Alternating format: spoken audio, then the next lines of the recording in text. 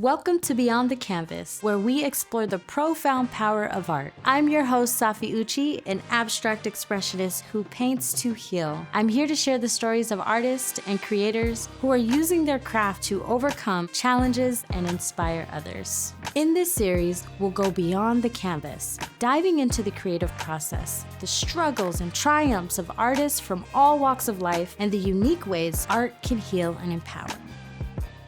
Today, we will be talking with Baso Fibonacci. In this episode, we discuss the fentanyl crisis in Seattle and the power of art to make change.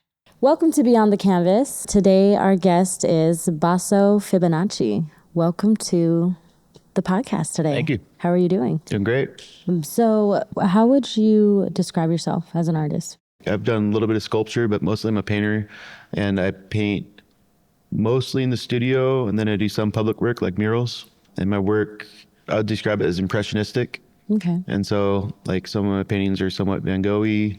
There's a lot of color theory. Like, I try to create like a harmonious color schemes and paint in a way that's not super precise, but also like it has like, there's some tightness to it.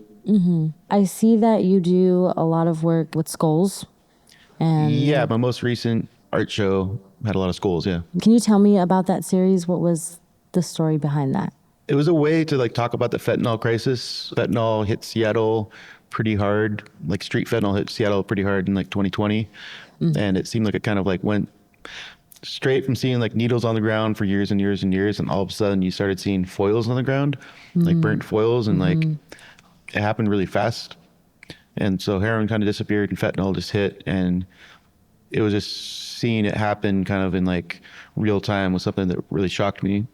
I was watching the kind of statistics, seeing the deaths going up pretty fast. And so I wanted to talk about the fentanyl crisis in a way that we could, like the foils, what I did is I painted one skull for every person that died downtown last year from fentanyl overdose, which was 203. It was a way to like kind of quantify the death toll because like when you hear 203, it's kind of a number, like similar to when you hear like, 40,000 people have died in Gaza, it's like a number and it doesn't mean as much when you see 203 skulls on foils. It's a way to really understand how many people that is to die in just like this one part of the city. It gives us this like realization, like this is the world that we're living in and we have to do something about it. And that's a very interesting and unique way of putting that message out there. Thank you. And I hope that people really see that. Yeah, I hope so too. People understand that what's happening because there's not just the deaths. Another part of the show was I did 4 large portraits of people that are amputees from the life of using fentanyl. And I've just been seeing a lot of amputees, and it started happening about a year or two after fentanyl hit. And I was like, what's going on? Like, why is there like all these people missing limbs and just people with like really swollen limbs and stuff like that? And as an amputee, it's something that I think I'd noticed maybe more than other people. And in some ways it reminds me of like a war. Like there's people dying, there's people that are missing limbs, there's people that are traumatized, like getting off fentanyl is so hard that it's really, and the stuff you have to go through using fentanyl, the people you have to meet, the things you have to do to get money, like it's really rough. And I think you can show stuff in paintings that is different than a photograph or like a news article will do. Like when I'm painting the stuff, like I did another painting that was about just of the blade. And it was kind of like about the drug culture that's going on down on like 3rd and Pike. And I see it represented in the media and just the whole fentanyl crisis. It's like sensationalized in a way that really angers me. And because it's like talking about this group of people as they're almost an abstract thing and as that they're like just all just super scumbags and they just don't have any humanity. And there is humanity in people living on the street. There's humanity in prostitution. There's humanity in all this stuff. So like through painting, maybe you're able to see it in a way that would hopefully spark some compassion. I don't know if it really does, but I would like people to understand it's a culture. It's like a real culture. That's an interesting culture.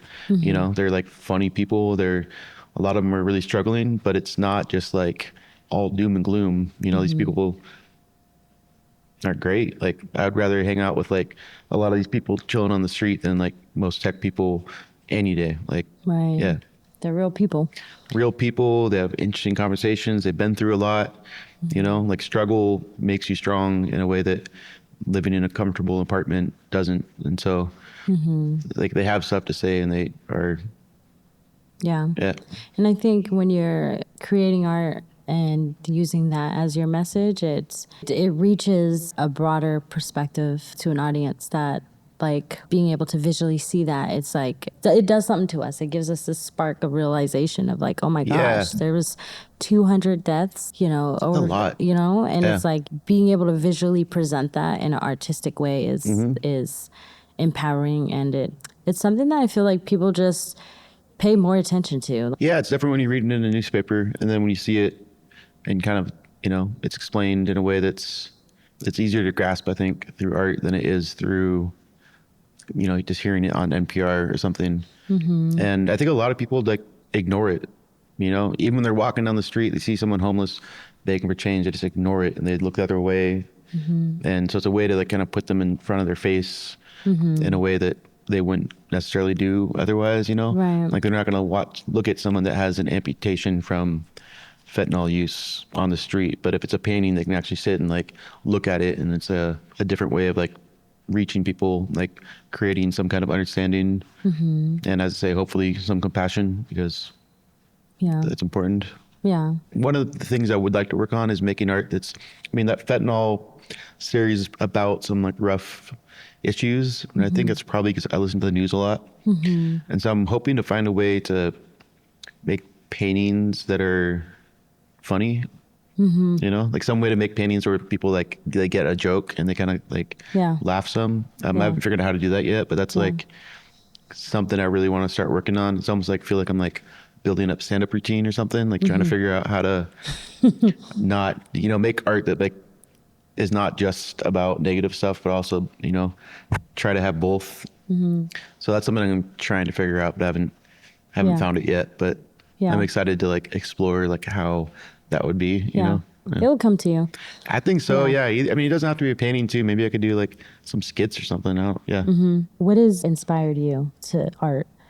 Art in general or Yeah. that piece? Just in general. Guess I just started painting graffiti back in the day and then finding a way to transition out of graffiti and still using paint in a visual way. I started out just by doing kind of paintings that were more aesthetically pleasing based on like nature and stuff I saw around town.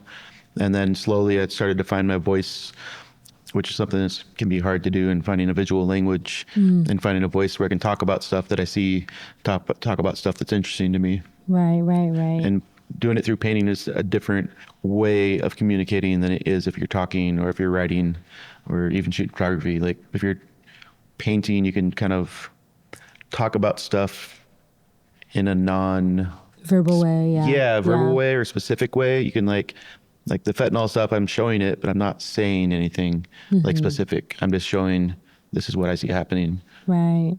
I see that you're here. Arms missing? Arm missing. Yeah. Yeah. Was that turning point in your art career, or did this happen before art? Or Both my paralysis and my arm going missing were both from an accident I had when I was writing graffiti back in like 2005. And after the accident, when I was kind of starting to recover, I got a lot more focused on making art. Like I was doing some, like I had one art show at a bagel shop, but like I was more focused on different hobbies like skateboarding and like working. Yeah. And then I really dedicated myself a lot more to painting directly after the accident. So it did have a big shift in my going from kind of art being a hobby to art being something that I really focused on. more of a passion at that point? Yeah, more focused. More focused. Yeah. Are you a full-time artist now? Yeah. Yeah. Okay. How is your art career going right now? It's going pretty well. There's a lot of ebbs and flows, you know. You'll get like a lot of work for 6 months and then there'll just be nothing for another 3 months. But this year has been very busy. I've kind of had like one deadline after another all year. And so I'm almost hoping that it'll like kind of chill out for the fall a little bit so I can focus on creating some new bodies of work and kind of experimenting more. But I'm enjoying it. Like I feel like the Seattle art community right now is really strong. There's a lot of like really cool things going on, like this place, Royal Spur in Pioneer Square.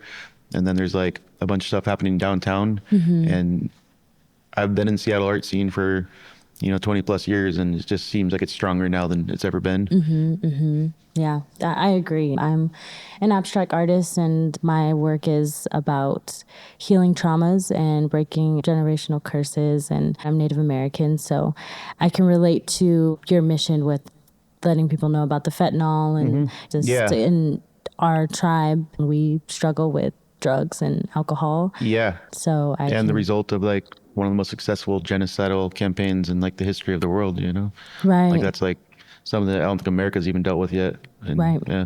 No, I agree. I agree with that. What does art mean to you? I mean, as I was talking about earlier about having a voice and finding a voice and a way to like communicate through art is really important. It's something that's hard to do. It's something you kind of have to develop, and like the more you do it, the more you find that voice. And I think it's really important, at least for me, to constantly be pushing myself and not to like get stuck in painting in one style, not get stuck. And I'm like, once a style gets easy for me and I get to the point where I can do it in my sleep, it becomes less exciting. Like I know what the art's going to look like when it's finished. And so it's important for me to have like constantly be pushing myself to be like excited about art and excited about doing something that's new. And I love like working on a piece and not knowing what it looks like till it's done. And that kind of like discovery is really great.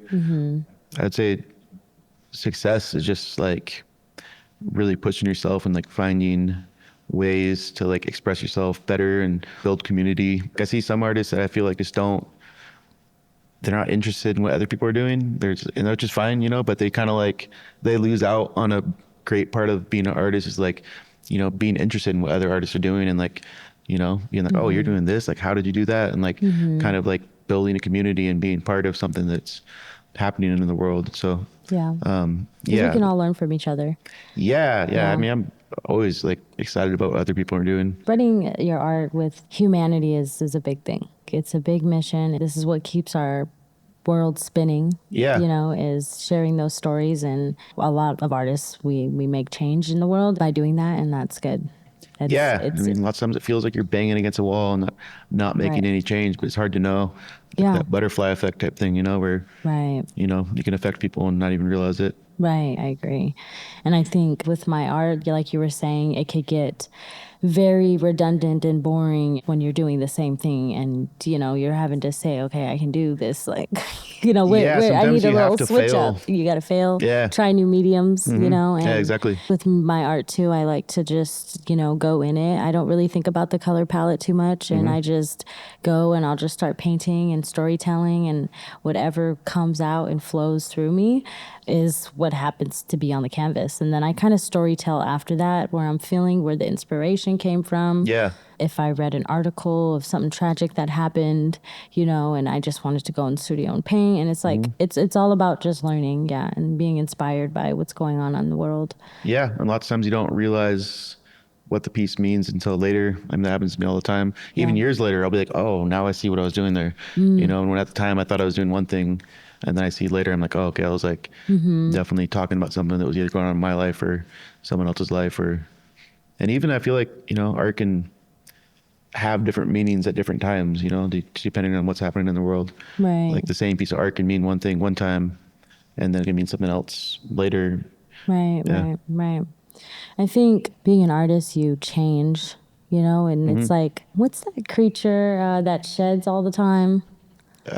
Chameleon. A chameleon that sheds and starts over. A snake. I mean, there's also butterflies. Butterflies. Yeah. It's like, Caterpillar. Yeah. artists, we like shed our skin and we transform. Yeah, definitely. And I think artists need to also embrace that those changes, because it's part of the evolution of us as an artist.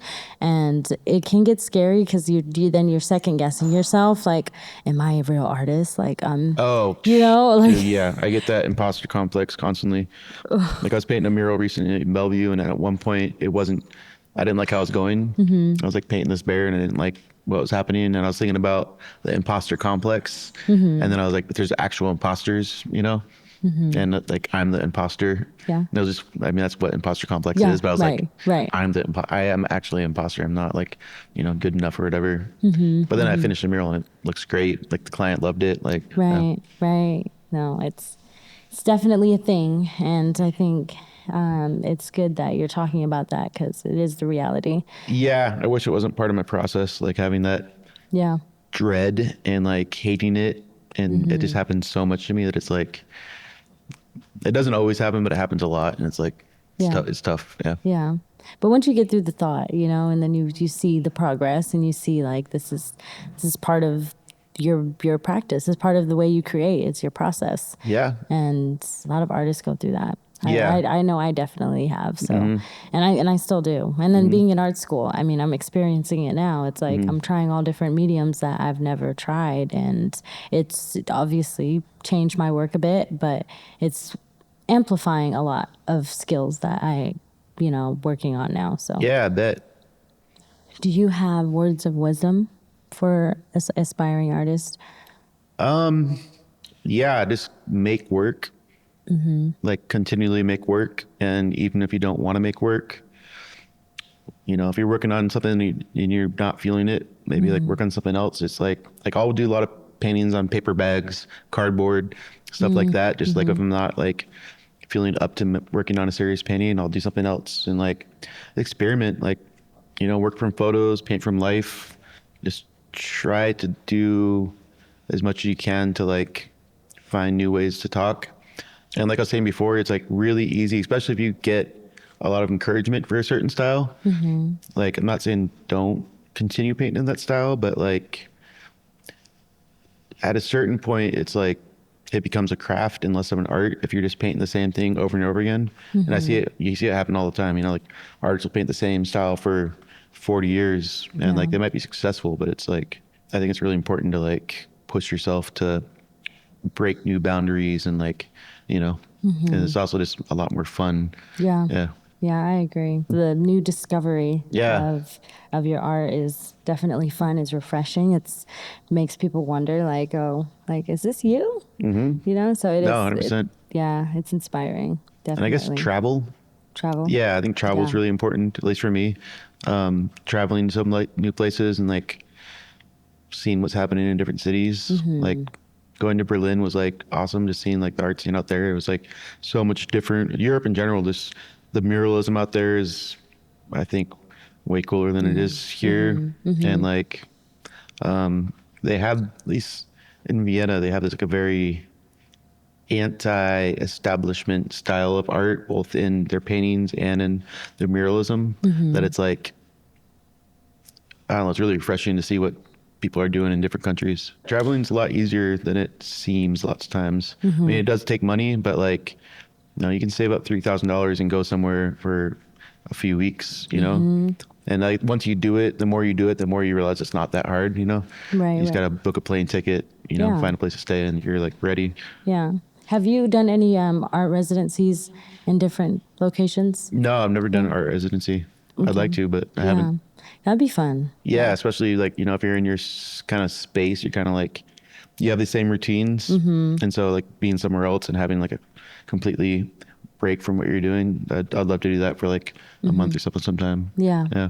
I do want to ask, how do you use art to heal when you're in a bad space? Like, do you spend time working on a new series, or how do you use art to heal?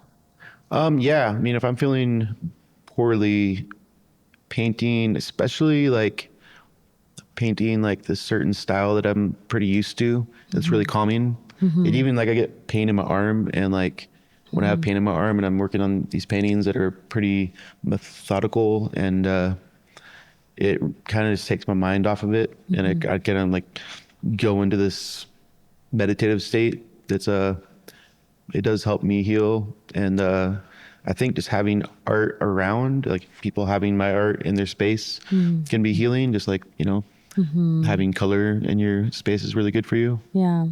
Yeah, like another thing I've done in the past a lot, I'm getting away from doing it much, but I've done a lot of commissions of people's pets. And Oh, so people okay. like Fluffy will die and they'll have me do a portrait of Fluffy. So I've seen a lot of people cry from like getting, a Aw. portrait that their husband got for them or like, Yeah. yeah. Yeah. And so there's like, tears of joy. I like really like seeing that. Yeah. Yeah, that's good. What's up and coming for you right now? Oh, right now, My next project is a mural out kind of by South Lake Union, in between South Lake Union and REI.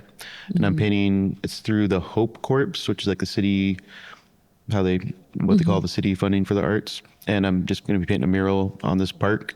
Nice. And then after that, I'm planning on setting up a space in the Actualize space, which is in the old Banana Republic building downtown. Yeah, I heard about in that. the old Coliseum. And I'm really excited about that because right now I think there's like 30 studios in there. So there's like a pretty active arts community of people like doing a lot of cool stuff. Like it's not just painters, there's like all kinds of like sculpture, clothing, and I'm planning on working on some photo transfer stuff. Okay. And I'll probably be doing some like public workshops that will like teach people how to do photo transfers, like specifically acrylic medium transfers. Nice. And so I want to like work on that and find a way, like it's like a new kind of style I've been working in some, like I've been using photo transfers for probably 15 years, but I want to really try to push the photo transfer stuff farther and maybe do photo transfers with like oil paint over the photo transfers and like just kind of explore that realm. And hopefully do some like workshops teaching people how to do it, and then they'll be like, oh, this is what I do. And like kind of like I was talking about, like building community and like both teaching and learning for people like what they do. And I just really love that space. It's like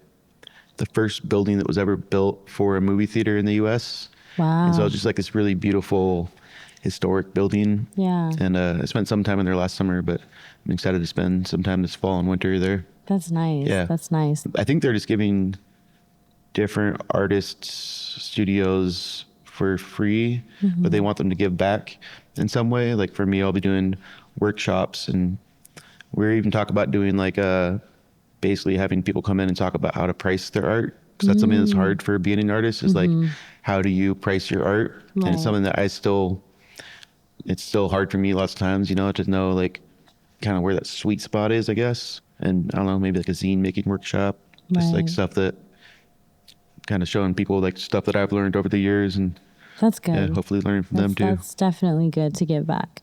Yeah. And to use your skills and teaching young artists. And yeah, it's important. it is important. It keeps us going. Like I said, it keeps us going. Yeah, and like little bits of advice can go so far. Like, you know, you can even just like learning how to use the right brush. Like you can be so frustrated with the painting, and then you find the right brush and you're like, oh my God, this is like, you know, this is like so much, it's just everything's so much easier.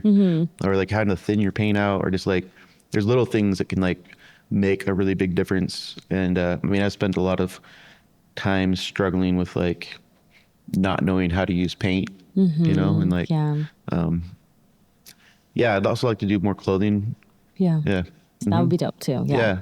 Is there anything that you feel like you want to talk about that would be useful for the community to hear, an artist, or something that might be very motivating for the viewer? Yeah, I guess like hold yourself to a high standard, but don't be so hard on yourself. Like you know, do your best, but it's like you can only do the best you can do, and you try not to compare yourself to others too much. Both like looking up and looking down. Like a friend of mine told me once that comparison is violence. That's always kind of stuck with me. So like, yeah, and try to have as much compassion for yourself as you do for other people. Like give yourself like, you know, be easy on yourself. Yeah. Where can we find your work and follow you on social media? Instagram at Baso Fibonacci. And then if you Google me, there's some like interviews. I had a few interviews about the Fentanyl series. Thank you, Baso Fibonacci, for joining us today. Yeah, thank you. Your story is very inspiring and empowering, and I hope that everything that you're setting your mind out to do, all the new endeavors you have going on, just come naturally. Yeah, me too. Yeah. That is one thing that's hard for us as artists, but yeah, I mean, it's not going to come naturally, but I'll work at it. Yeah. Thank you. Thank you for tuning in to Beyond the Canvas. If you enjoyed this episode and you'd like to catch more, please like and subscribe. Thank you.